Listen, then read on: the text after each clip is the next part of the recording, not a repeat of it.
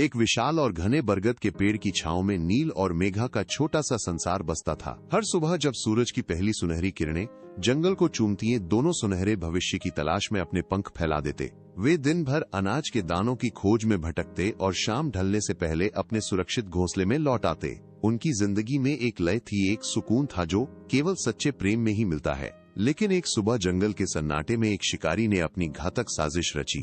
उसने चुपके से जमीन पर जाल बिछाया और उस पर अनाज के ताजे दाने बिखेर दिए। भूख से बेखबर नील और मेघा जैसे ही नीचे उतरे और अपनी चोंच से दाना उठाया, अचानक काल का वो जाल ऊपर की ओर खिंच गया।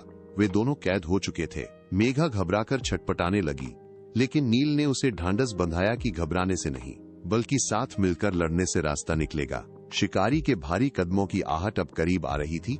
मौत सामने खड़ी थी। मेघा ने देखा कि जाल में एक छोटा सा छेद बन गया है। उसने निस्वार्थ भाव से कहा, अनिल तुम यहाँ से निकल जाओ, तुम मुझसे ज्यादा शक्तिशाली हो। पर नील ने इनकार कर दिया। तब मेघा ने एक योजना बनाई। वो फुर्ती से बाहर निकली और शिकारी का ध्यान भटकाने के लिए उसके सिर के ऊपर मंडराने लगी। शिकारी जाल छोड़ मेघा के पीछे भागा। इसी बीच नील ने अपनी पूरी ताकत लगाकर उस छेद को बड़ा किया और आजाद हो गया। दोनों ने बादलों की ऊंचाइयों में एक साथ उड़ान भरी। मेघा ने मुस्कुराते हुए कहा कि संघर्ष और त्याग ने हमें बचा लिया। नील ने उत्तर दिया, ओपन कॉर्नर ब्रैकेट, सच्चा प्यार वो ही है जो विपत्ति में ढाल बनकर खड़ा रहे। उस दिन से उनकी ये कहानी पूरे जंगल के लिए प्रेम और बलिदान की सबसे बड़ी सीख बन गई।